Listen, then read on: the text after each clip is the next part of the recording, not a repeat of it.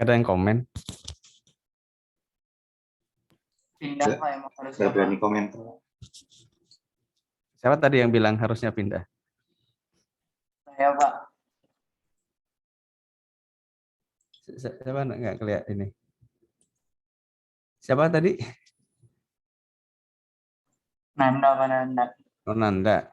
Harusnya pindah ya? Iya Pak. Soalnya Jakarta sekarang banyak banjirnya Pak. Di mana-mana banjir Pak. Ya, salah satu pertimbangan memang Jakarta itu sudah kelebihan muatan, ya, secara sudah harusnya di share ke tempat lain. Termasuk yang sebenarnya yang paling utama itu ininya distribusi ya, kue perekonomiannya ya. Kan kita sekarang 80-an% perputaran uang tuh di Jakarta dan itu nggak sehat. Tapi memang ini keputusan yang diambil pada saat kita ya sedang struggle untuk berbagai hal ya, COVID dan segala macam. COVID ini naik lagi ya, hati-hati. Omikron ya di Jakarta, katanya Jakarta sudah naik lagi ke level 3 PKM-nya. Jadi jangan jangan kendor ya, dan mudah-mudahan nggak sampai gelombang ketiga ya. Tapi ya itu salah satu kesulitan ya, kita masih banyak PR tapi kemudian punya satu proyek yang ambisius. Idealitanya bagus ya sebenarnya untuk pindah ini, tapi ya tantangannya juga berat. Ya, don't worry, nanti Bu Sri Mulyani beliau bilang sudah mempertimbangkan tunjangan tambahan untuk pegawai yang di sana gitu ya. Jadi in case nanti kalian termasuk yang ya kelihatan sih yang milenial ini yang nanti akan di sana ya. Itu fasilitasnya, kalau dari konsepnya fasilitasnya lengkap, ada tunjangan tambahan dan ada perumahan juga ya disediakan. Kotanya pun kalau dari desainnya sangat ideal, jadi bisa di 10 minutes walking gitu ya, bisa ditempuh dengan jadi sehat gitu ya, orang bisa jalan saja nanti ya seperti mungkin di beberapa kota modern ya di dunia ya. Jadi konsepnya bagus ya, nanti kita lihat saja.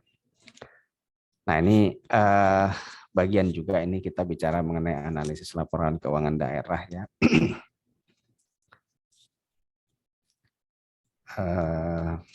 Oke, sudah kelihatan ya? Sudah Pak.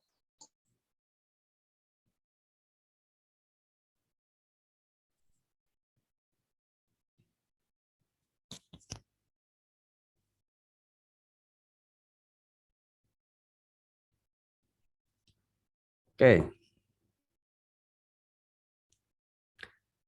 Ini materi kita ya. Kemudian ya ini kalian sudah dapat modulnya ya. Modulnya itu tolong dibaca, dipahami, dan kemudian juga bahan tayangnya ini ada semua di LMS ya.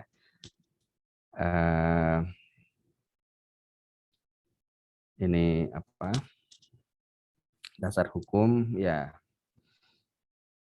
sekedar ini saja ya. Oke. Kita lihat di sini objektif atau tujuan ya, tujuan dari analisis laporan keuangan daerah. Sebenarnya bukan hanya daerah saja, artinya dalam konteks pelaporan keuangan pemerintah ya. Itu kita ada tujuan-tujuan seperti ini ya.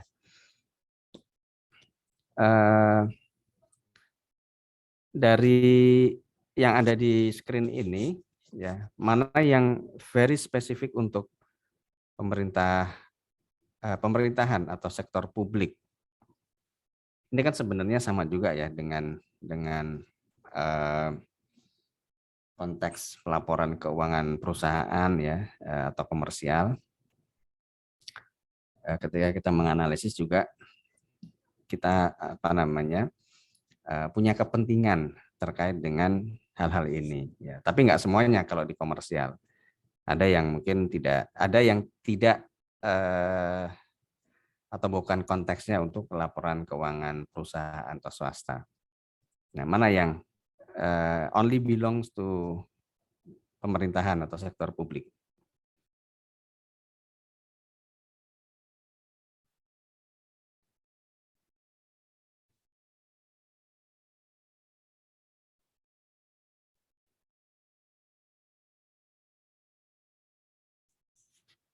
Halo?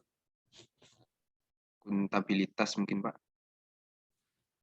Akuntabilitas, kenapa? Dipertanggungjawabkan ke rakyat mungkin Pak, kalau di pemerintahan Pak. Ya, ada komentar lain, silakan.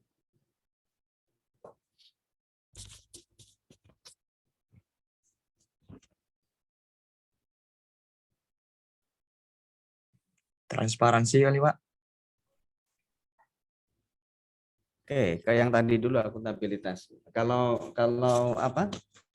Kalau perusahaan itu apakah tidak ada konsep akuntabilitas dalam pelaporan keuangannya? Ada Pak, dipertanggungjawabkan ke mungkin pemegang saham dan lain-lain itu Pak. Ya. Siapa tadi? Salah Pak. Salah, ya. Itu bedanya, ya, itu bedanya. Stakeholdernya atau pemangku kepentingannya itu beda. Kalau stakeholder, jadi begini, kalau perusahaan private dan itu individually own, ya, dimiliki oleh satu perusahaan, konsep akuntabilitasnya atau pertanggungjawabannya itu enggak rumit, gitu ya. Apalagi kalau yang mengoperasikan dia sendiri, ya. Ya, jadi kalau saya punya perusahaan, saya jalankan sendiri, ya tidak terlalu complicated untuk pertanggungjawabannya. Artinya saya ya enggak butuh terlalu disiplin ya, karena saya ya itu uang saya.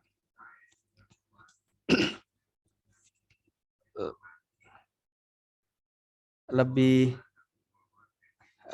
rumit ketika yang operatornya itu bukan ownernya. Ya. Lebih rumit lagi ketika yang punya ownernya itu banyak. Dalam hal ini perusahaan publik ya, yang sudah go public banyak ya. Nah, maka di sini ada konsep accountability itu ya. Tapi accountability-nya, pertanggungjawabannya itu ya kepada pemegang saham in case itu perusahaan go public ya. Ada ya. Kalau Anda ditunjuk sebagai direksi untuk perusahaan TBK terbuka, Anda harus akuntabel sama tapi kepada shareholder ya. Jadi accountability itu ada juga di konteks perusahaan private ya, hanya beda ya. Hanya beda ininya kompleksitasnya ya. Dan itu yang membuat sektor publik atau pemerintahan itu atau birokrasi itu ya very complicated karena pemangku kepentingannya banyak ya. Rakyat itu macam-macam dengan berbagai kepentingannya ya.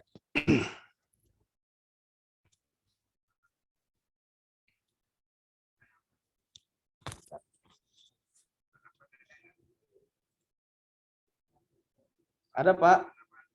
Ya Pak.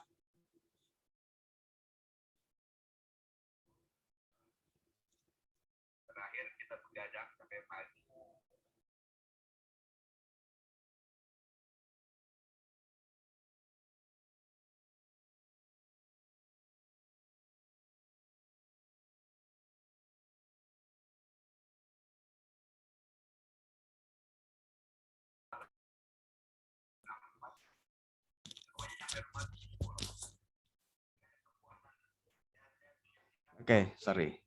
Biasa di kantor.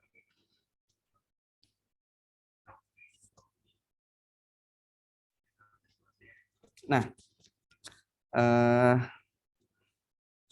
jadi ada gitu ya accountability-nya, hanya beda ininya. Kemudian transparansi, nah ini tergantung tadi. Kalau perusahaannya go public, ya dimiliki oleh publik, ada aspek transparansi dalam pertanggungjawabannya. Tapi kalau perusahaan private yang tertutup gitu ya, itu enggak perlu. Ya, jadi oke, accountability, manajemen itunya pastinya ada. Artinya ada di private maupun di publik ya. Kemudian transparansi, evaluasi kinerja. Nah, yang tadi saya maksud yang agak spesifik itu yang intergenerational equity ya. Jadi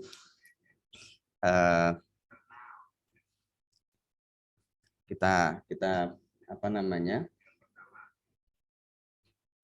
pernah mendengar soal bahwa apa yang sekarang kita nikmati itu bukan warisan dari orang tua kita, tapi pinjaman dari anak cucu kita. Nah, kira-kira seperti itu ya. Jadi dan di sini ini memang mungkin belum banyak dieksplor ya, karena ini agak advance. Bagaimana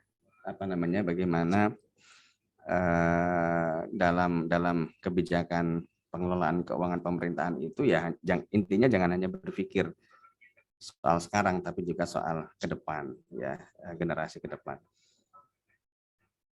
Nah, itu yang kemarin juga menjadi salah satu kritik ya, IKN tadi yang saya singgung tadi, IKN ya, ini kan long term sekali ya, 2045 bahkan, berarti kan 25 tahun. Artinya ini akan berimplikasi pada anggaran ya, bukan saja sekarang tapi even sampai rentang waktu 25 tahun ke depan.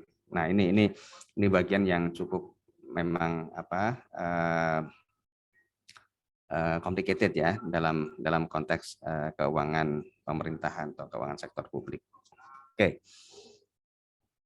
Nah, ini konsepsi saja, tapi hati-hati yang seperti ini biasanya muncul di soal yang kemarin saya sampaikan ya, hati-hati dengan soal pilihan ganda karena sifatnya on off. Kalau salah ya sudah salah, nggak bisa kasih setengah atau apa gitu ya. Nah, ini yang nggak bisa ketolong, kalau sudah salah ya salah. Nah, satu hal yang mau saya tambahkan di sini adalah bahwa kalau untuk Indonesia misalnya, ya Indonesia itu sekarang ya ini masih fokus pada akuntability dan transparansi, ya karena ini yang memang ditujukan untuk beragam user, ya. Sama dengan di konteks perusahaan, kita mengenal ada akuntansi keuangan, financial accounting, dan akuntansi manajemen, ya, manajemen accounting, ya kan, atau cost accounting. Akuntansi manajemen, akuntansi keuangan itu untuk beragam user, ya, beragam user, dan oleh karena itu diseragamkan dengan standar. Sedangkan akuntansi manajemen itu sifatnya ya sesuai dengan kebutuhan karena sifatnya internal. Sama dengan di pemerintahan, accountability dan transparansi itu konteksnya adalah untuk beragam user, beragam stakeholder, beragam pemangku kepentingan, dan oleh karena itu disusun dengan seragam, ada standarnya. Ya, di pemerintahan juga ada standarnya juga. Kalau di swasta ada SAK, di pemerintahan ada SAP, standar akuntansi pemerintahan. Jadi di situ laporan keuangan kita disusun berdasarkan standar itu untuk memenuhi semua kebutuhan dari stakeholder yang beragam. Nah, ini yang kita sudah capai. Tapi tantangan selanjutnya adalah bagaimana kemudian laporan keuangan itu bisa juga berkontribusi kepada manajemen. Jadi akuntansi manajemennya pemerintahan yang belum terlalu dikembangkan. Ya, bagaimana akuntansi itu bisa melit manajemen untuk pengambilan keputusan yang yang proper dan sebagainya. Oke. Ya, jadi itu tujuannya. Kemudian kita ke manfaat dari analisis laporan keuangan untuk local government ya. Ini yang nanti akan kita aplikasikan ya secara teknik dengan berbagai macam alat analisis dan instrumen ya. Jadi dengan ALK itu kita bisa mengakses financial dependency, ketergantungan keuangan dari pemerintahan daerah ya. Kemudian soal efektivitas dan efisiensi dalam local revenue ya, atau kita mengenalnya dengan PAD, pendapatan asli daerah. Kemudian local budget spending, kontribusi dari berbagai macam pendapatan itu kepada local revenue, growth dan sebagainya. Nanti kita akan lihat secara lebih jelas di alat-alat analisis yang kita pakai. Oke. Untuk national government fungsinya juga ya banyak ya, karena pemerintah pusat itu kan berkepentingan untuk menyalurkan dana perimbangan ya, atau dikenal juga dengan TKDD ya, transfer keuangan ke daerah dan desa. Ya, dan dalam hal ini tentu pemerintah membutuhkan alat analisis supaya bisa secara fair menyalurkan dana perimbangan tersebut. Oke. Ini postur anggaran, saya pikir kita sudah paham ya. Ya. Pendapatan, belanja, pembiayaan, ya.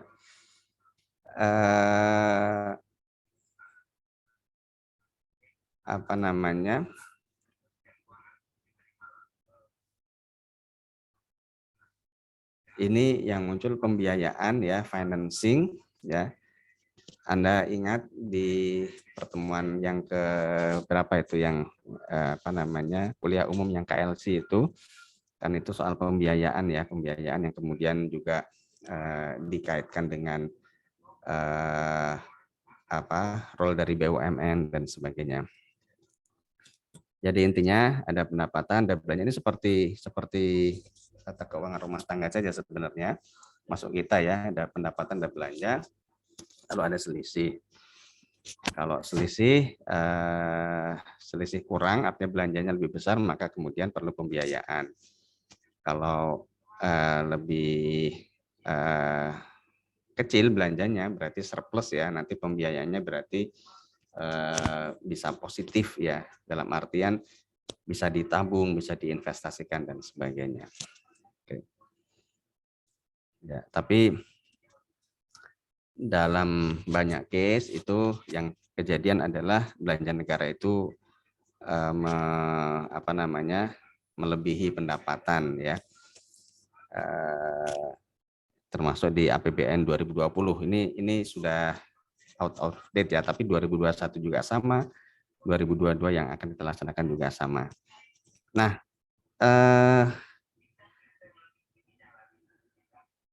yang seperti ini kita mengenal ada di bagian awal tadi ada tentang kebijakan fiskal yang ekspansif dan kebijakan fiskal yang kontraktif.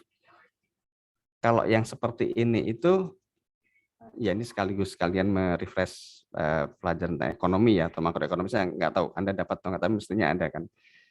Kalau yang kondisinya seperti ini ya, belanjanya itu melebihi pendapatan, itu kebijakan fiskalnya kontraktif atau ekspansif? Ekspansif, Pak. Ekspansif, Pak. Ya, bisa dijelaskan? Karena itu Pak, pengeluarannya lebih besar daripada pendapatannya Pak.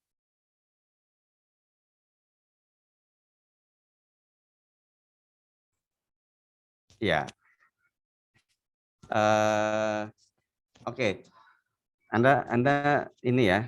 Saya pikir semuanya sudah tahu. Saya hanya mengulang saja ya. Kita tahu yang namanya GDP ya atau PDP ya, pendapatan domestik bruto, dan besarnya kekuatan ekonomi satu negara itu biasanya diukur dengan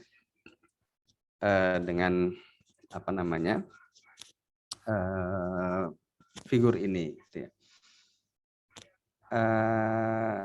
Yang menjadi elemen dari GDP itu apa saja atau PDB itu apa saja?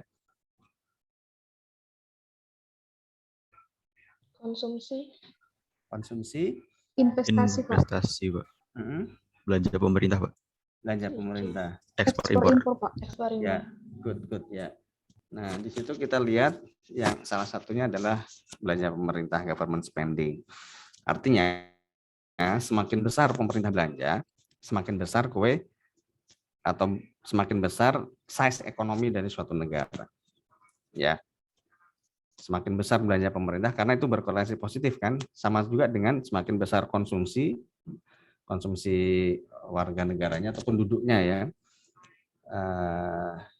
Semakin besar investasi ya. Dan juga ekspor impor, maka itu akan menambah besar size ekonominya. Nah, ya itu yang kemudian menjelaskan kalau ekspansif itu artinya belanja pemerintah besar.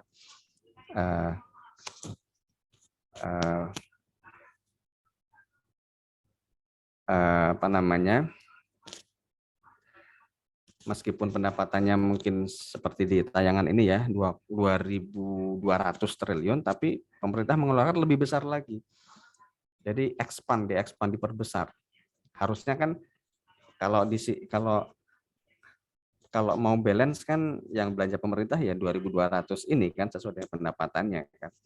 Itu balance. Nah, tapi enggak, pemerintah mengeluarkan lebih besar lagi. Dalam rangka apa? Dalam rangka supaya size ekonominya juga semakin besar. Nah, terlebih ya pada situasi semacam resesi ya yang seperti beberapa tahun ini kita alami, Covid segala macam, konsumsi rumah tangga turun, kemudian investasi juga lesu gitu ya, maka yang menjadi andalan adalah government spending. Ya. Government spending, makanya pemerintah justru memperbesar belanjanya. Konsekuensinya apa? Konsekuensinya adalah besarnya pembiayaan. Semakin besarnya pembiayaan ya, karena pendapatan negara juga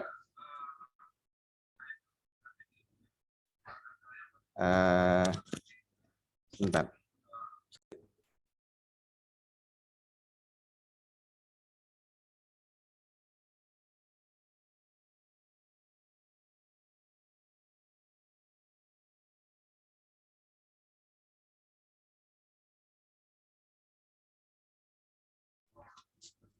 Ya, apalagi pendapatan juga mestinya turun. Pendapatan turun tapi belanja justru digenjot. Maka implikasinya atau konsekuensinya ada pembiayaannya yang melebar. Maka itulah yang terjadi dalam beberapa tahun terakhir ini, defisit pemerintah kan semakin melebar dan bahkan melebihi ketentuan yang sebenarnya diperkenankan oleh DPR ya. Tapi itu dijustifikasi karena memang kondisinya demikian. Ya. Jadi itu ya soal kondisi anggaran dan bahwa sifatnya ekspansif.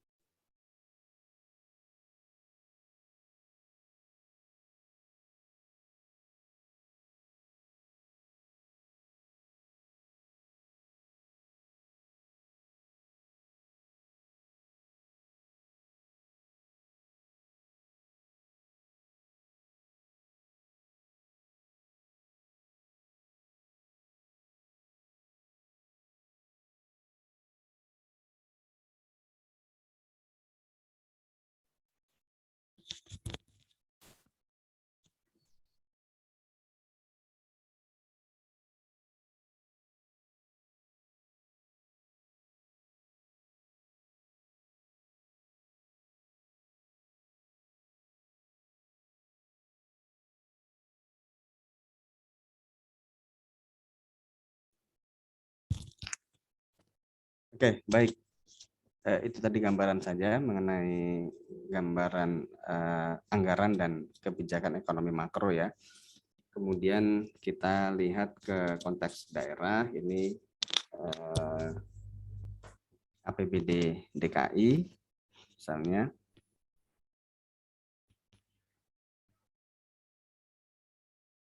Oke, beberapa mungkin tidak perlu kita ini ya, kita bahas di sini ya. Jadi nanti apa namanya bisa dibaca sendiri.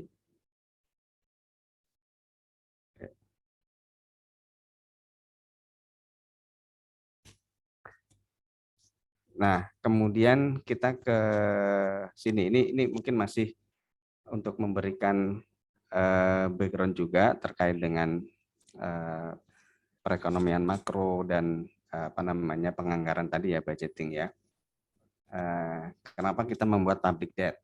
Kenapa kita berutang itu misalnya? Ya, tadi sudah dijawab karena kebijakan fiskal kita ekspansif ya, karena kita perlu size ekonomi yang besar, dan dalam kondisi seperti ini atau dalam kondisi tertentu itu yang diandalkan adalah government spending ketika yang lain-lainnya mungkin lesu ya, dan government spending itu bisa besar pada saat pendapatan negaranya mungkin tidak terlalu tinggi ya, maka ya harus pembiayaan, dan ya itulah kemudian kita membuat public debt ya. Nah, kemudian ada pertanyaan lain, kenapa kita tidak meningkatkan saja tax revenue ya, ketika belanjanya besar ya, kan sebenarnya kita bisa mengcovernya selain dengan pembiayaan tadi ya sebagai last resort ya, itu kita bisa memperbesar pendapatan pajak, pendapatan non pajak, atau khususnya di sini adalah pajak ya, tax revenue. Ya, kenapa kita tidak mengenjot pajak misalnya menaikkan tarif pajak misalnya, ya. Termasuk juga meskipun ini masuk ke konteks moneter ya, kenapa kita tidak mencetak uang saja misalnya? Oke, silakan. Ada yang bisa menjelaskan? Izin berpendapat, Pak. Ya, siapa nih? Sorry, saya enggak. Ini layarnya. Adinda, Pak. Adinda ya, silakan Adinda.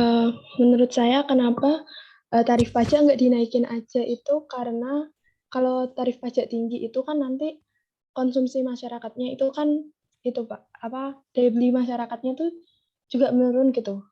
Kan komponen GDP itu kan ada konsumsinya juga. Jadi kalau konsumsinya turun, maka nanti GDP-nya juga bisa turun. Menurut saya gitu. Ya, benar sekali. Bukan cuma konsumsi ya, tapi juga investasi ya. Itu juga nanti akan berpengaruh. Karena kita kembali kepada pemahaman kita soal pajak, not simply sebagai atau punya fungsi budgeter ya. Budgeter itu artinya sebagai kontributor pemasukan anggaran ya, tapi pajak itu juga punya fungsi regulator ya, untuk apa namanya, untuk mengatur. Jadi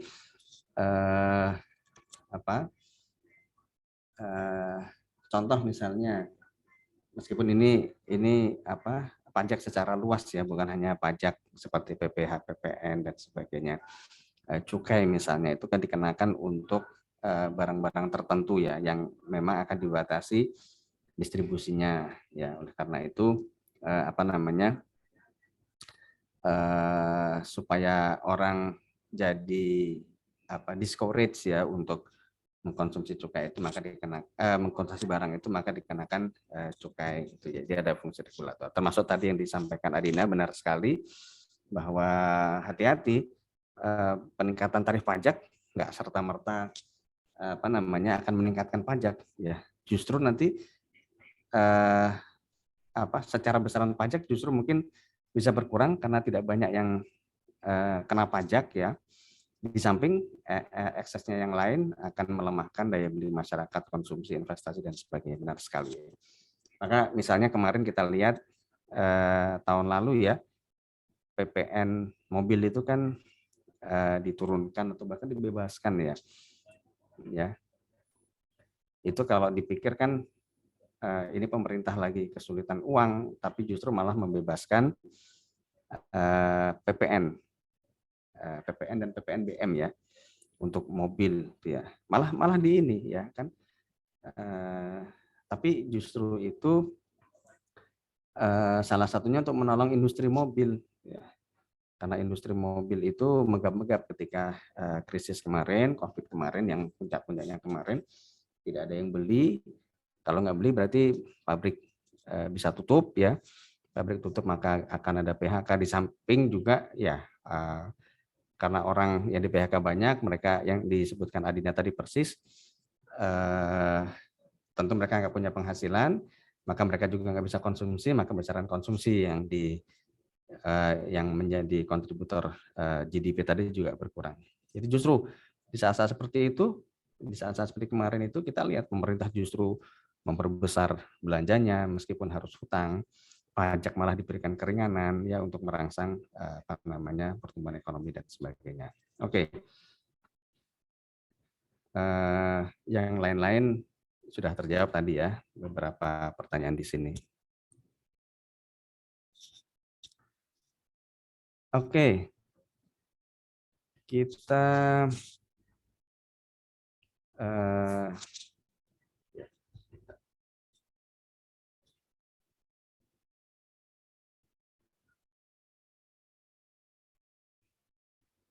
ya,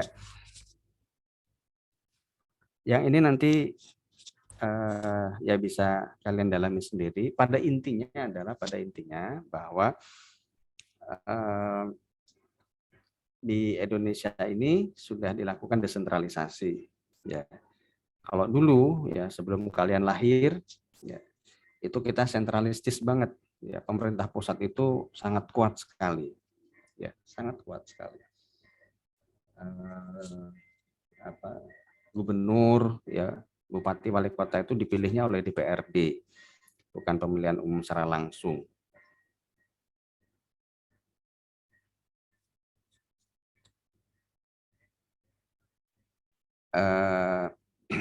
Apa namanya?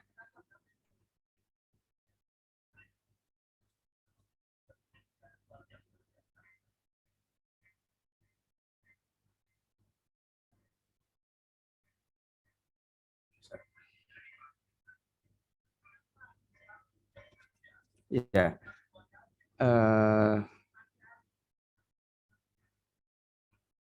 jadi sangat sentralistis ya, pimpinan daerah itu lewat DPRD tadi ya, dan itu notabene ya ditentukan oleh pemerintah pusat ya. Nah, kemudian kita masuk ke era desentralisasi, di mana daerah-daerah itu sekarang punya otonomi ya, apalagi kota kabupaten ya, wali kota bupati itu karena mereka dipilih langsung, gubernur juga ya, mereka punya otonomi yang lebih besar.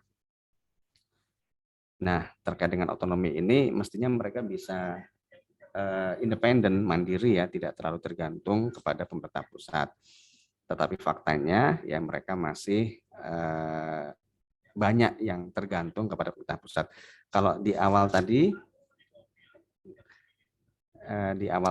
di slide yang di depan tadi itu ada soal gambaran Jakarta. Nah, Jakarta memang perkecualian karena sehat ya, karena sehat. PAD-nya besar ya, tidak lepas dari yang tadi saya sampaikan, perekonomian itu berpusat di Jakarta, 80% perputaran uang di Jakarta ya, sehingga wajar ketika Jakarta mendapatkan pendapatan asli daerah yang sangat besar. Tapi daerah yang lain atau kebanyakan daerah yang lain itu belum bisa seperti itu ya, masih tergantung sekali dengan pemerintah pusat. Nah, ini nanti merupakan hal-hal yang menjadi concern kita ketika kita menganalisis laporan keuangan daerah ya. Contoh di sini tahun 2014 ya, sudah agak lama, tapi mungkin kondisinya juga kalaupun perbaikan juga mungkin belum signifikan ya. 91% dari pemerintah daerah itu PAD-nya, pendapatan asli daerah ya, itu 20% dari APBD. Jadi very small ya, sangat kecil sekali. Atau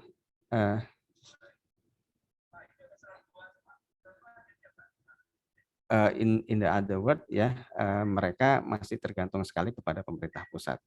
Nah, nanti di alat analisis dan sebagainya nanti kita akan melihat itu ya sebagai salah satu aspek yang kita ukur.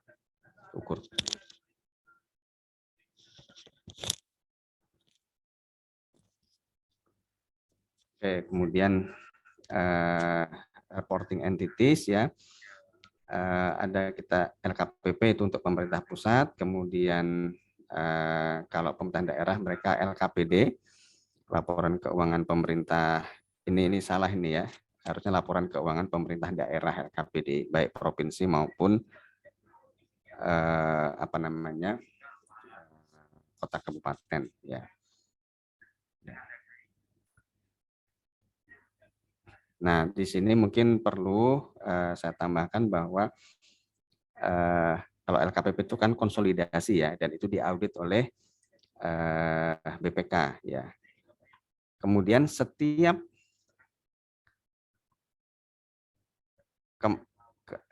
kementerian lembaga itu juga mereka punya yang namanya LKKL.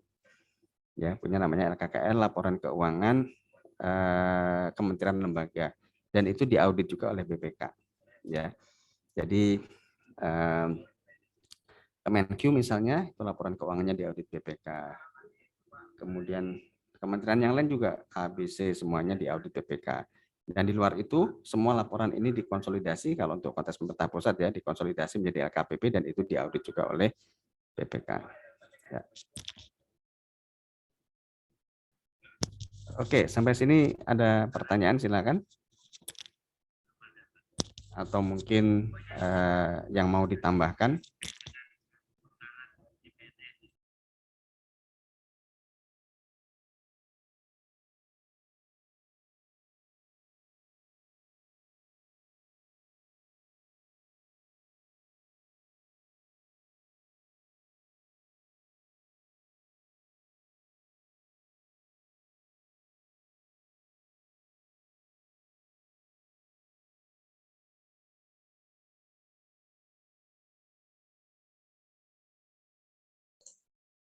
Sepertinya belum ada, Pak.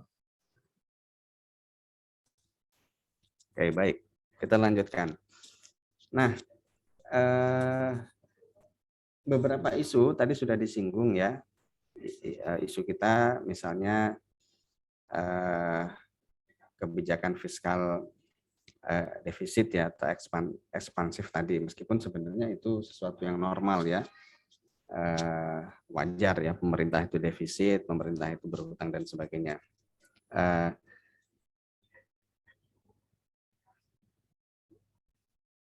Dalam konteks pemerintahan daerah tadi, isu yang kita dapati adalah banyak sekali pemerintahan daerah yang masih dependen, tergantung kepada pemerintah pusat.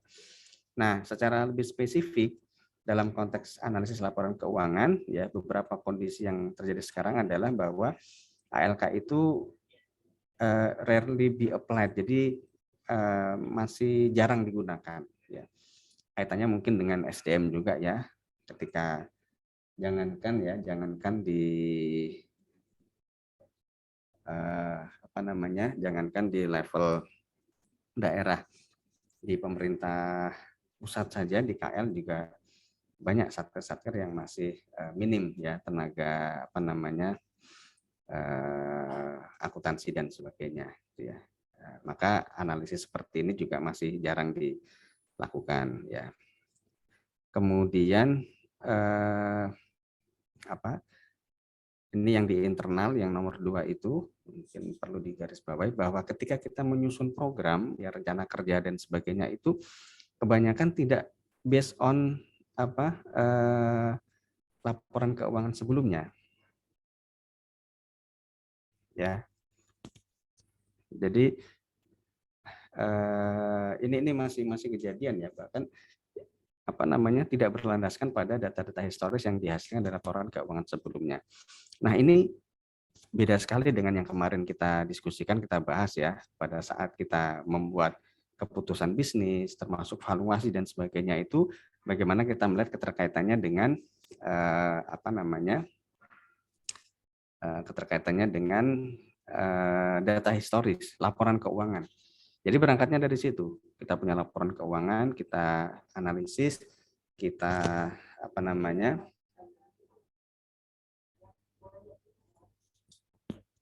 kita pastikan tidak ada distorsi. Dari situ kemudian kita membuat proyeksi, forecasting, valuasi dan seterusnya. Ya, jadi ini yang kondisinya belum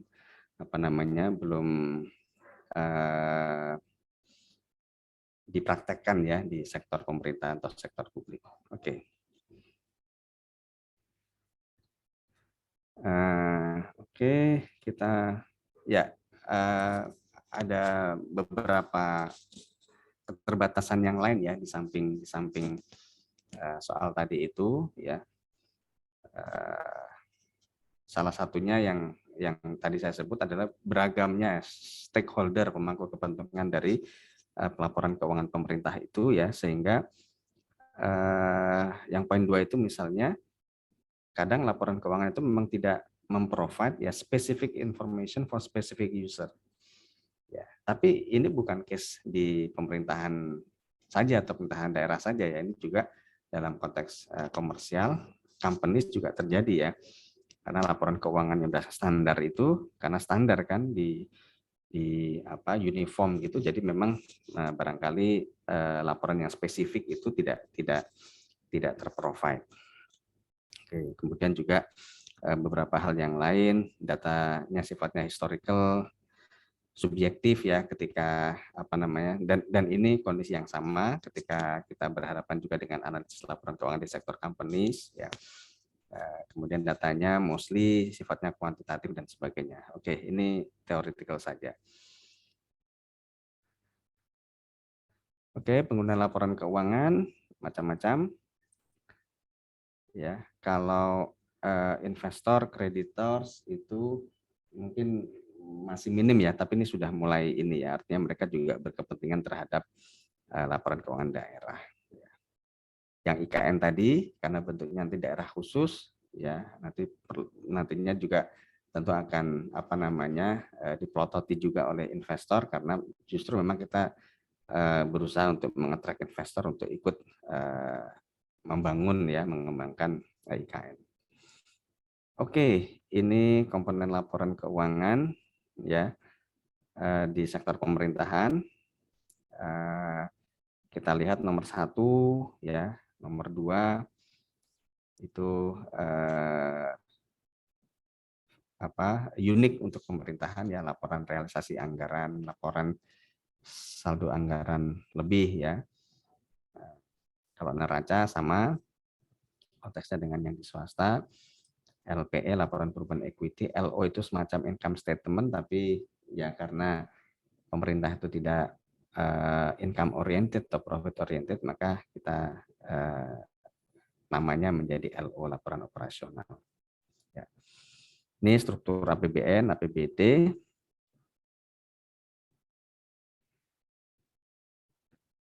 Oke, sampai di sini ada pertanyaan? Izin bertanya, Pak. Silakan. Oke, terkait PAD daerah itu, Pak, kan tiap daerah tuh beda-beda besar PAD-nya. Nah, untuk perbedaan itu apa aja ya, Pak, faktornya?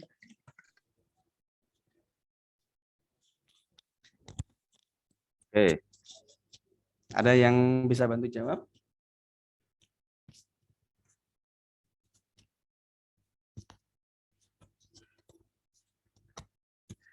Kalau dari tipenya sebenarnya sama ya. Jadi kita punya beberapa income sources ya, sumber income yang dibagi-bagi antara pemerintah pusat, pemerintah daerah, provinsi, kota, kabupaten. Itu sama. Kalau untuk pemerintah pusat atau yang menjadi kewenangan pemerintah pusat untuk memungut apa dari sisi pendapatan ini? Contohnya PPH Pak. PPH. Next atau yang lain?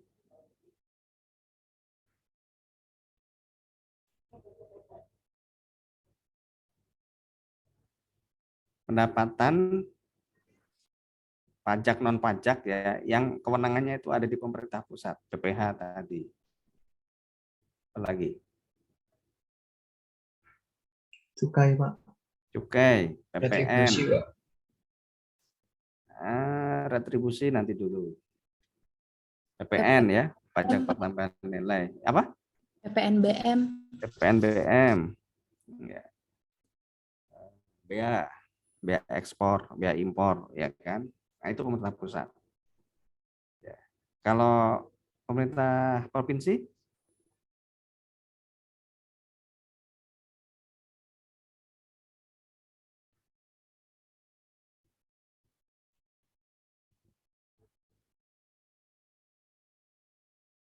Pajak kendaraan bermotor, Pak.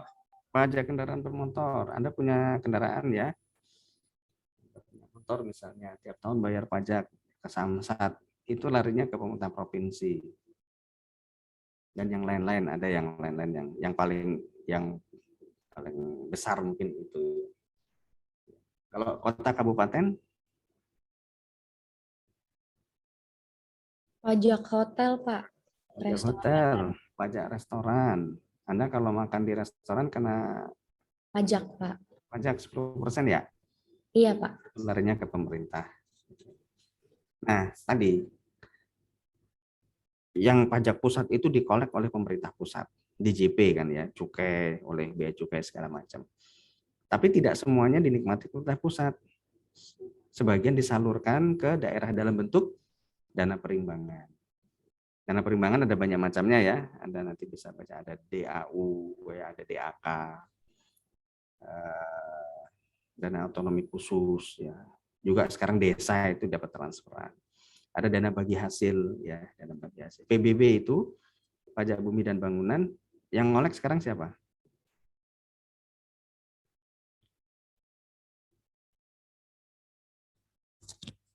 PBB yang ngolek siapa? Masih pusat Pak. Yang daerah ya Pak.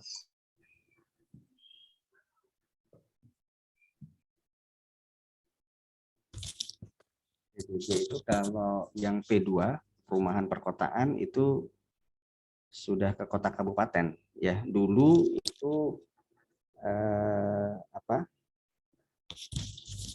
dulu itu pemerintah pusat, DJP juga dulu ya, dulu DJP juga, tapi sekarang sudah. Jadi kita, orang tua Anda punya rumah, bayar PBB tiap tahun, sekarang ke pemerintah kota atau kabupaten.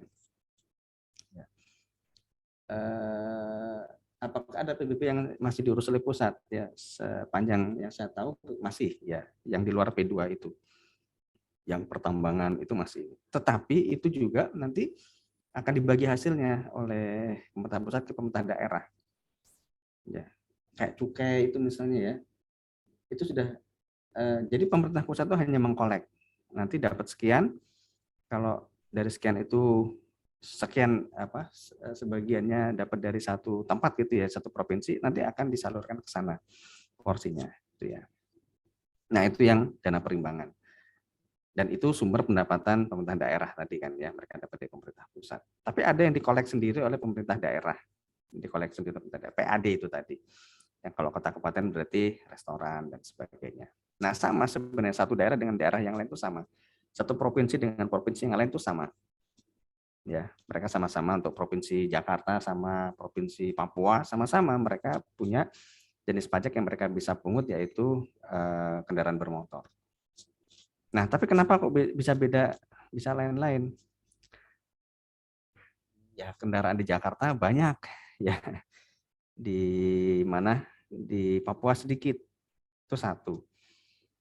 Terus PKB itu dikenakannya terhadap apa? Nilai wajar kendaraan kan ya. Semakin mahal kendaraan Anda, semakin besar Anda bayar pajak. Oke? Nah di Jakarta Anda bisa lihat Alphard udah nggak kehitung, itu Alphard udah biasa lah ya, Alphard ya. Belum kendaraan yang aneh-aneh ya, Ferrari apa sih. Ya, juga ada poin ya. Tadi siapa yang tanya di Priscilla ya? Bukan? Saya Pak, Rosalin. Oh, Rosalin, sorry. Iya Pak. Ya. Jadi kenapa PAD-nya beda-beda ya? Karena potensinya beda-beda. Jakarta restoran banyak, nggak heran. Mallnya banyak, nggak, hotelnya banyak ya. Maka pajak ininya juga gede. Kendaraannya tadi bukan cuma banyak, tapi juga macam-macam. Ya, begitu kendaraan yang miliaran, ya otomatis pajaknya juga gede kan, bisa puluhan juta. Sementara ada daerah yang ini kendaraannya ya sedikit, terus mungkin aneh-aneh, gitu ya. Hotelnya juga nggak banyak. Jadi itu yang kemudian mempengaruhi ya apa namanya beda besaran yang berbeda ya antara satu daerah dengan daerah yang lain. Nah kembali lagi ke IKN tadi, itu salah satu idealitanya untuk memeratakan. Jadi supaya pertumbuhan itu nggak cuma di Jakarta, tapi juga ke Kalimantan. Nah, kalau nanti ibu kota pindah ke sana kan, pusat pindah ke sana kan, investor akan bangun di sana, akan bangun hotel, orang akan datang. Begitu orang akan datang, maka akan ada kendaraan. Kan itu menjadi potensi pendapatan kan bagi pemerintahan setempat. Ya, seperti itu ya, Rosalin. Iya, terima kasih Bapak. Ada yang lain silakan.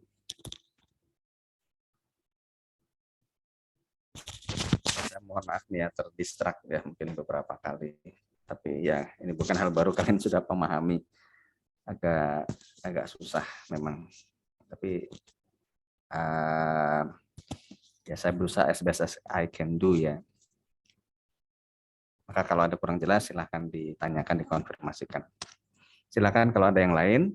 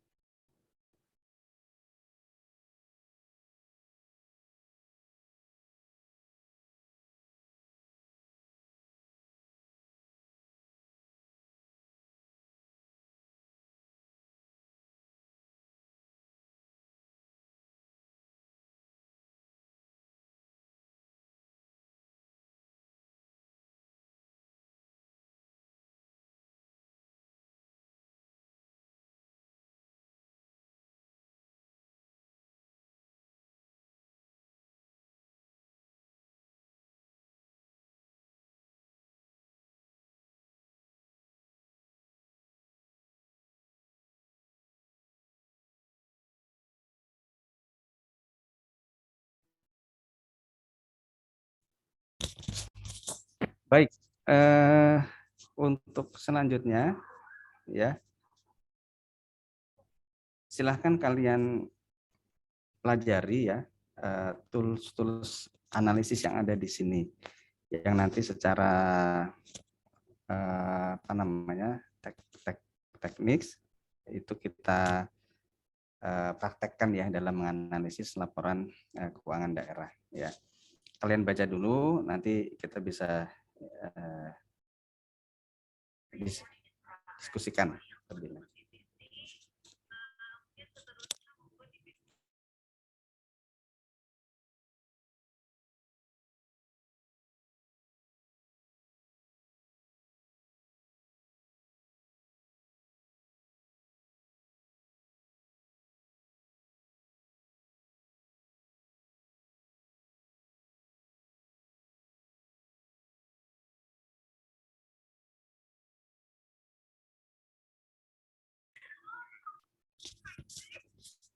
Bisa ya? Anda sudah punya semua kan filenya ya? Sudah, Pak. Ya. Jadi silahkan kalian pelajari secara mandiri dulu ya. Kemudian nanti bisa kita bahas sekilas atau barangkali diskusi ya.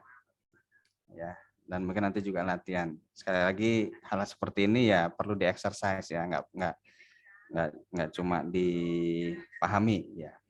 Sehingga apa namanya? Paling tidak yang tadi menjadi semacam pengantar ya soal ekosistem pemerintahan daerah ya. Baik, silakan ya.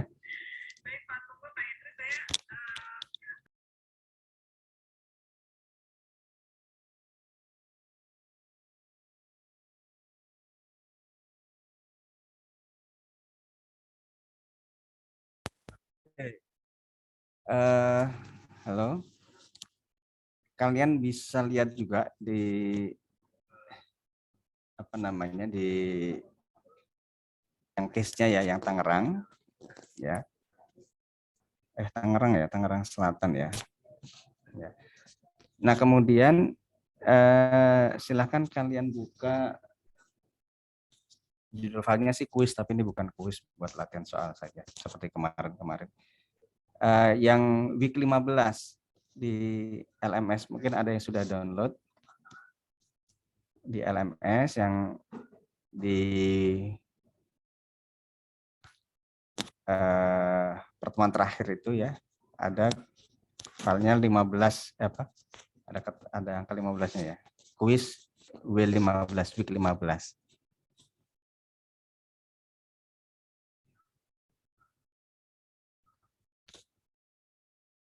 Sudah?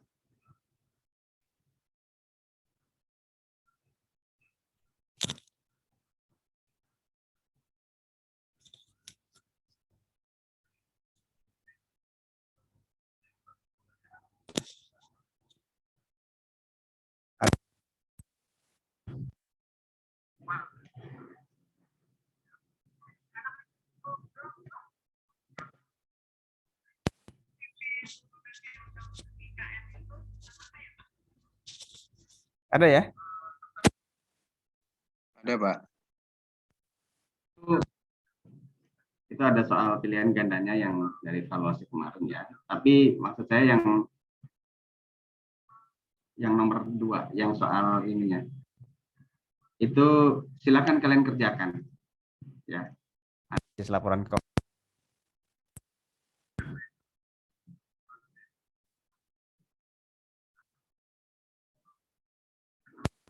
jelas ya? Mohon maaf, Pak. Tadi putus-putus, Pak. Ya gimana, Fadil? Mohon maaf, Pak. Tadi agak putus-putus. Oh, Untuk yang dikerjakannya yang mana ya, Pak ya? yang itu, yang analisis laporan keuangan daerah. Yang bukan pilihan ganda. Yang pilihan ganda juga bisa dikerjakan juga sebagai latihan. Tapi terutama yang ini, kan itu yang tadi sudah kalian baca, rasio-rasio segala macam ya, rasio ketergantungan, apa efektivitas dan sebagainya. Nah, itu kalian coba kerjakan ya. Oke. Baik, Pak.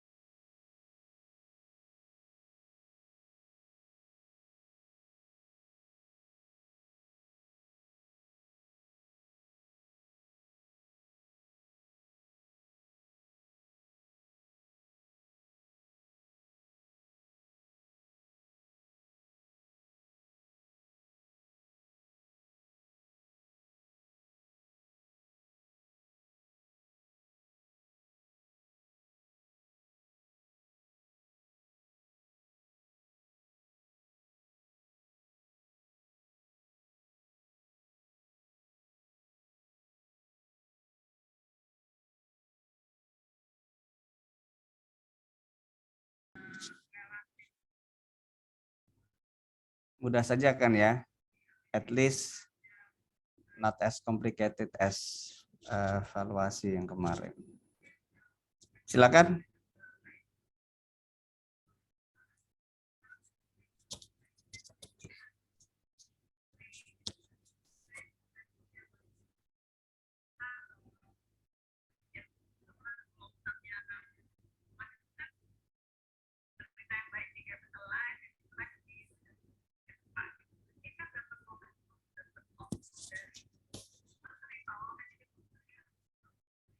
Adinda sudah selesai?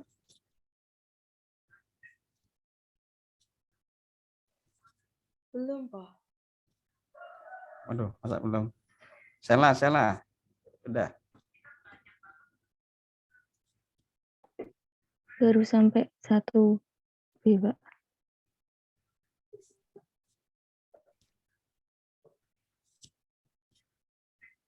Siapa nih yang sudah? Saya masih 1C, Pak. Jerem, Saya kirain masih speak. 1C, Pak, tapi.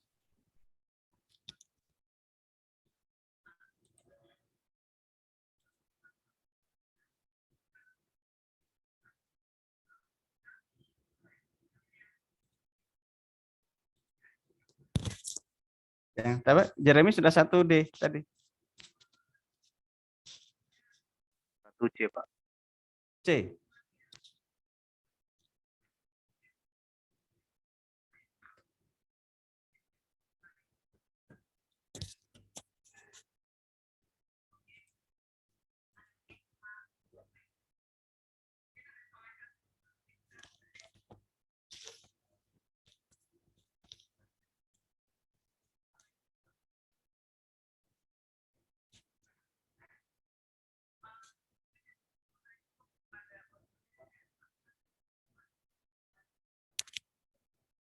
Izin coba boleh, Pak? Ya, very welcome. Siapa? Saya, Pak. Risma ya? Ya. Ya, silakan Risma.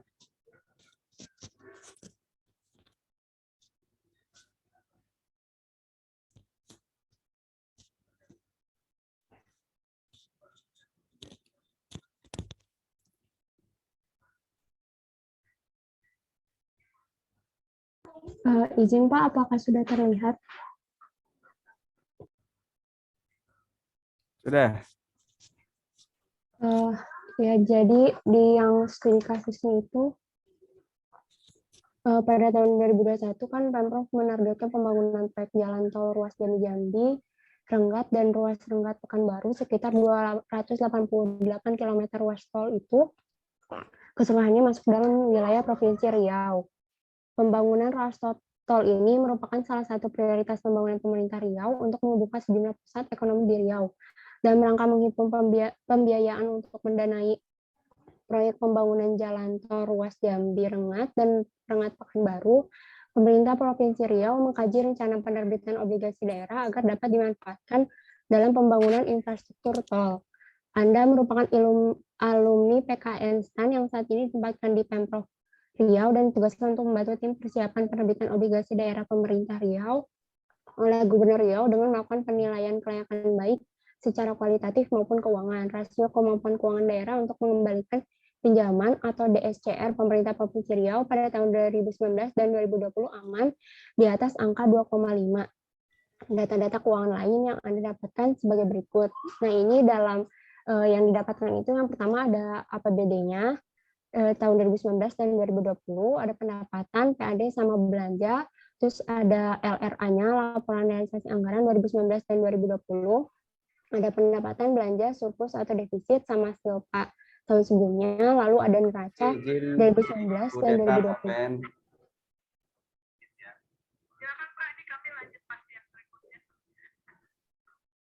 Untuk soalnya itu, yang pertama disuruh analisis kuantitatif berupa kelayakan penerbitan obligasi daerah Pemprov Riau.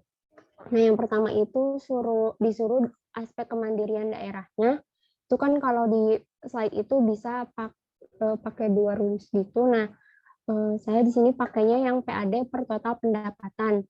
PAD-nya untuk yang 2019 itu 2.950.000. Lalu untuk total pendapatannya itu untuk 2019 adalah 6.225.000.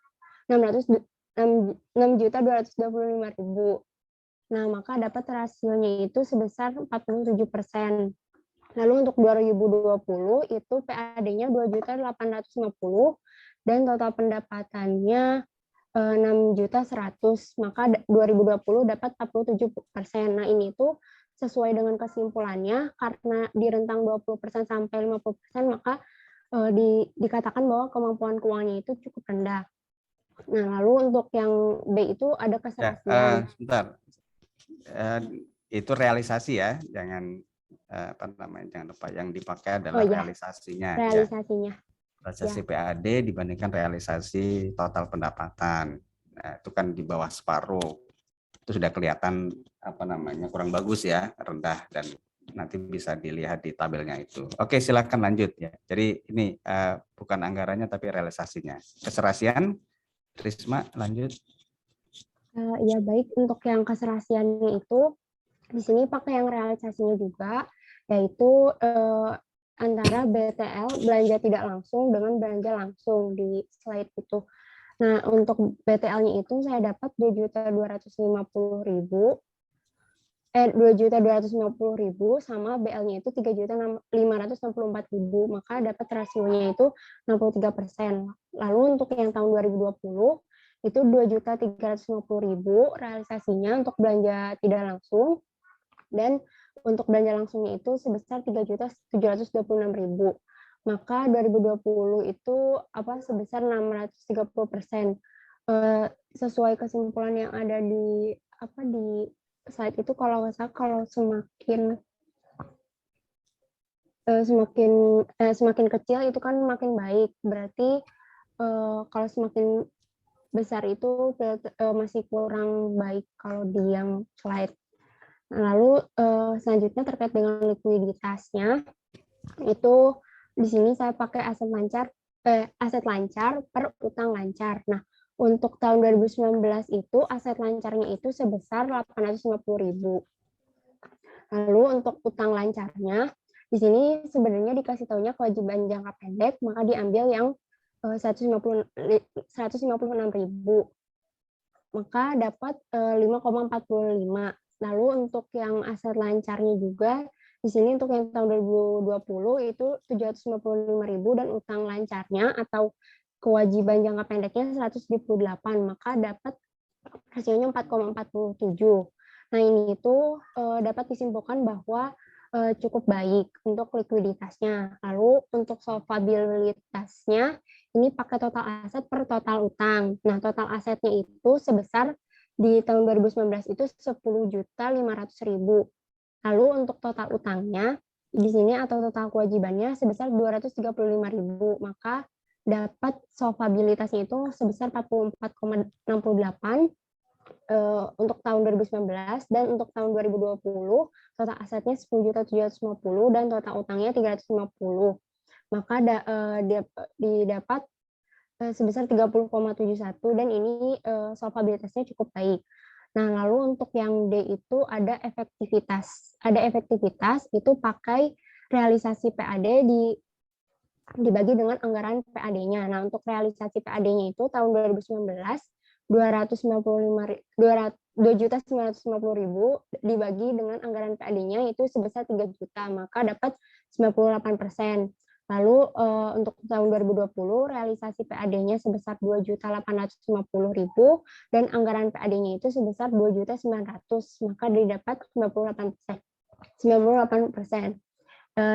Sesuai dengan yang di slide itu, ini bisa dibilang cukup tidak efektif. Nah, untuk rasio silpanya itu silpa dibagi dengan total belanja. Nah, silpanya itu untuk tahun 2019 pakai silpa TA sebelumnya itu sebesar 275.000 dan total belanjanya itu didapat dari LRA-nya ini yang anggarannya yang realisasinya itu sebesar 5.814.000, maka didapat hasilnya 5% dan untuk tahun 2020 399.000 dibagi 6.076.000 didapat dari tahun 2020 dan rasionya 7%. Mungkin baru sampai segitu, Pak. Oke, makasih Risma. Ini dari mana ini soal yang di sebelah apa kiri ini? Mana tadi? Ke atas Risma. Halo. Nah, Iya, Pak. ini dari itu ya? Dari yang P5 itu, Pak, yang di LMS. P15 kuis 15.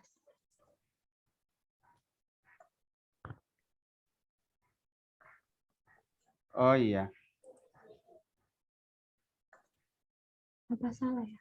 Enggak. Yang salah justru ini kunci jawabannya di sayanya. Belanja langsung sama tidak langsungnya kebalik itu. Bener yang ini soalnya kan memang yang lebih besar belanja langsungnya ya. Ini nih di soalnya di tabelnya itu Risma minta tolong nah itu kan kalau di Excel yang saya punya malah kebalik itu, belanja tidak langsungnya yang 3 juta, belanja langsungnya yang 2 juta. Ya udah bener ini, udah bener, terima kasih. Jadi saya cocok tapi saya lihat soalnya memang sudah benar seperti ini. Jadi oke, makasih. Ke ini lagi. Jadi ke atas dari yang ketergantungan itu apa kemandirian ya. Jadi ini baru sebagian ya alat analisis dan indikator yang kita gunakan. Sebentar sebelum itu ada satu yang belum presensi nih. Alif Andika ada nggak? Hadir, Pak. Iya belum presensi kau. Oh iya, Pak. Aduh jangan lupa lah. Biasanya nanti kalau ada yang lupa udah ditutup nanti japri ke saya. Aduh, belum ini jadi repot. Oke. Jadi ini baru sebagian ya. Karena kalau dari ininya kan ada yang horizontal analysis, vertical analysis, rata-rata itu sama dengan analisis rasio keuangan, analisis finansial ya, financial analysis yang kita pakai di konteks korporat. Ini baru beberapa. Nah, beberapa memang unik untuk daerah, kemandirian daerah. Tadi kita sudah bahas soal sebagian besar desentralisasi, tapi masih tergantung dengan pusat ya. Salah satu ukurannya adalah PAD. Di sini PAD dibagi dengan total pendapatan. Ada juga rasio di mana PAD dibagi dengan belanja rutin ya. Cuma karena belanja rutinnya nggak ada informasi di sini, oke. Dan di sini kecil, oke ya.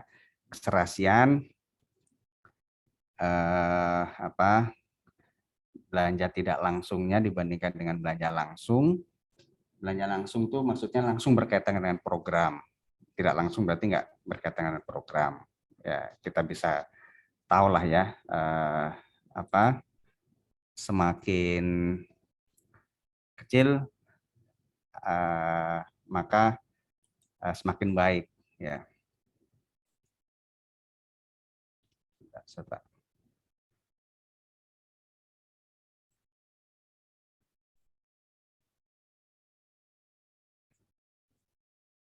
Ya. Kemudian yang likuiditas, solvabilitas ya sama ini dengan yang kita praktekkan di swasta. Efektivitas juga sama. Efektivitas intinya membandingkan realisasi dengan kinerja. Ini cukup strict ya. Kalau nggak 100% dianggap tidak efektif. Ya even 98% itu sudah mendekati tapi dianggap tidak efektif ya dan silpa. Ya.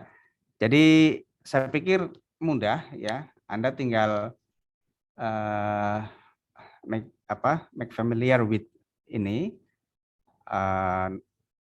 terminologi ini dan kemudian rasio-rasionya dan konsepnya ya, rasio ini untuk apa, rasio itu untuk apa, dan sekali lagi konteksnya laporan keuangan daerah yang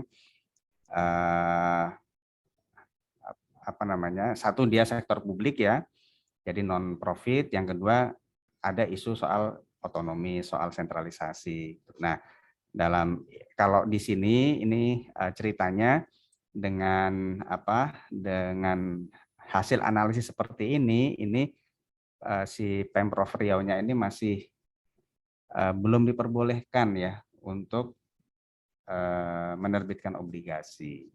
Ya. Saya pikir itu ya. Jadi mungkin saya tidak bahas one by one. Jadi kalian langsung praktek meskipun hanya beberapa ya.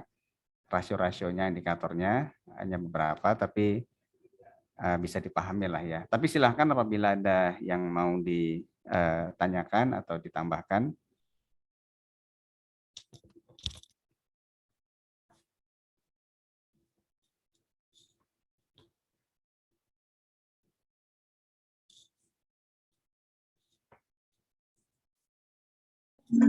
Izin bertanya, Pak. Silakan Hosiana. Yang di analisis horizontal itu, Pak, kan ada apakah ada tolak ukurnya atau kriteria tertentu dalam membandingkan laporan keuangan suatu daerah? Seperti yang contoh kan cuma Tangerang dengan Tangerang Selatan. Apakah hanya bisa membandingkan dengan daerah tetangga saja atau bisa antar provinsi atau antar pulau, Pak? Terima kasih, Pak. Ya, jadi kalau bagus ya pertanyaannya ya. Jadi kalau yang sifatnya vertikal kan lebih ke ini ya, apa namanya, internal ya, common size ya. Sedangkan kalau horizontal dengan laporan keuangan dengan daerah yang lain. Nah, di sini memang apa namanya, setahu saya belum ada ya. Ya, ini mungkin kita bisa menganalogikan dengan price multiple yang kemarin kita gunakan ya di valuasi bisnis ya, di valuasi bisnis itu kita dalam mencari dalam menggunakan metode price multiple itu kita mencari pembanding yang memang sama karakteristiknya, baik karakteristik struktur modalnya maupun operasinya ya. Nah, sehingga dalam hal ini dalam contoh misalnya itu Tangerang dibandingkan dengan daerah tetangganya karena dianggap itu punya karakteristik yang sama gitu ya. Apakah bisa dengan pemerintah yang lain yang jauh bahkan apa namanya yang di luar pulau? Bisa saja sepanjang memang punya karakteristik yang sama. Kurang fair misalnya membandingkan mana misalnya NTT misalnya dengan Jakarta ya karena size-nya beda ya. Jadi memang tidak ada rumus yang baku mengenai ini ya. Kalau untuk horizontal mungkin kita mencukupkan dengan pembanding yang punya karakteristik yang sama. Karakteristik yang sama ini paling gampang ya memang pemerintahan selevel di daerah yang berdekatan, yang satu provinsi misalnya ya. Makanya Tangerang tadi dengan Tangerang Selatan dengan Tangerang misalnya. Nah, memang saya tambahkan lagi apa namanya Hosiana ya. Jadi pertanyaannya di kita pun di tempat saya misalnya tempat saya bekerja jadi Kementerian Keuangan kan kita membina nih KL ya, Kementerian Lembaga ya. Kita juga membandingkan kinerjanya. Karena kadang kita kasih award ya untuk yang KL yang bagus. Itu kita juga nggak bisa membandingkan begitu saja. Melainkan kita klasterisasi, kita lakukan clustering. Ada KL yang besar, ada KL yang kecil. Itu tidak kita hadapkan head to head. Membandingkan apa misalnya kementerian lembaga yang kecil, Kemenpan RB misalnya ya, dengan Kementerian Pertahanan ya jauh. Kementerian Pertahanan itu gede sekali. TNI kan ada darat, laut, udara. Jadi kalau mau membandingkan Kementerian Pertahanan itu dibandingkan dengan Kementerian Keuangan bisa. Karena sama-sama punya unit vertikal. Itu. Jadi kita pun ini di dunia nyata nih ya, di praktek nyata ya, dalam memberikan reward kepada KL itu kita juga memperhatikan size-nya dan kesamaan karakteristiknya. Jadi itu yang kita gunakan juga dalam analisis horizontal tadi ya. Dengan Pemda lain itu bisa, tapi tentu apa namanya yang selevel. Jelas ya, Hosiana ya. Oke. Masih ada lagi? Satu lagi kalau masih ada. Izin bertanya, Pak. Silakan, Fauzan. Tadi yang evaluasi kinerja keuangan kan hasilnya tidak efektif, Pak. Kalau tidak efektif itu kena denda nggak ya, Pak? Terima kasih, Pak. Evaluasi kinerja keuangan. Oh, keseluruhannya ini maksudnya ya? Iya. Enggak ada denda. Enggak ada denda, tapi dalam hal ini kalau dalam story-nya kan Pemprov mau, nanti kalau masalah obligasi nanti kita bahas pekan depan ya, soal penerbitan obligasi ini. Pemda mau menerbitkan obligasi, mau financing kan ya ceritanya. Tapi dengan hasil seperti ini nggak diizinkan, yaitu punishment-nya. Jadi punishment-nya dalam bentuk dia nggak boleh menerbitkan surat utang. Gitu ya. Kalau bagus, maka reward-nya dia boleh. Kalau boleh kan berarti dia akan dapat tambahan cash flow, nanti bisa bangun lebih banyak dan sebagainya. Itu sih, kalau denda sih enggak. Biasanya juga di kita itu ada yang tadi saya cerita juga dalam konteks KL ya, ada reward gitu ya, ada penghargaan award gitu ya, nanti KL yang paling bagus apa, atau provinsi paling bagus apa, kota kabupaten paling bagus apa, nanti dapat reward. Itu banyak itu. Dan kalau mereka dapat, ya itu kalau mereka bagus maka dapat reward dan itu bisa dijual. Sebenarnya yang bagus itu ya, tapi ini kita belum sampai ke sana ya. Ini sama dengan perusahaan ya. Perusahaan itu kan kalau kinerjanya bagus, direksinya mungkin akan dipertahankan ya. Kalau jelek mungkin fire, dipecat gitu ya. Nah di kita kan sebenarnya pemilihan umum langsung gitu ya. Mestinya ya ini kalau idealnya masyarakat tuh bisa memantau ya kinerja pimpinannya di level daerah, bisa melihat laporan keuangannya, kemudian bisa mengakses, oh ini bagus kan, oh ini nggak bagus, ini nggak efektif ternyata, oh ini masih tergantung dengan PAD, nggak bagus berarti kinerjanya. Hukumannya apa? Bukan denda itu, tapi hukumannya tadi mungkin dia sama seperti yang tadi saya katakan nggak dapat award atau apa, dan juga mungkin nanti nggak kepilih lagi, nggak kepilih oleh rakyat karena dia. Tapi kita belum sampai ke sana ya, masyarakat kita masih ya gitulah ya, yang kinerjanya nggak baik ya masih dipilih lagi karena ada kecurangan fajar dan sebagainya. Ya mudah-mudahan ke depan semakin sedikit yang seperti ini. Jadi itu reward punishment-nya dalam bentuk seperti itu ya, bukan sanksi apa-apa ya, dalam bentuk penghargaan, dalam bentuk juga keterpilihan lagi ya. Kan ada kan ya wali kota lalu jadi gubernur gitu kan, ya itu karena mungkin kinerjanya bagus. Mestinya itu inline dengan prestasinya, salah satunya dalam pengelolaan keuangan. Oke, baik. Jadi saya minta tolong untuk materi-materi seperti ini, kalian banyak eksplor sendiri ya,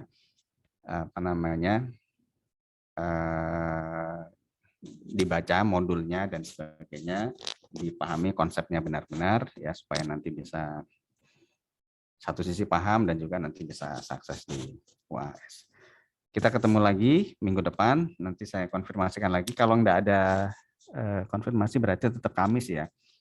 Kalau nanti ada seperti sekarang nanti saya kontak ya supaya kita bisa cari waktu yang tepat. Terima kasih ya, sehat semuanya dan kita jumpa lagi minggu depan. Assalamualaikum warahmatullahi wabarakatuh. Waalaikumsalam warahmatullahi wabarakatuh. Terima kasih, Pak. Terima kasih banyak, Pak. Terima kasih, Pak.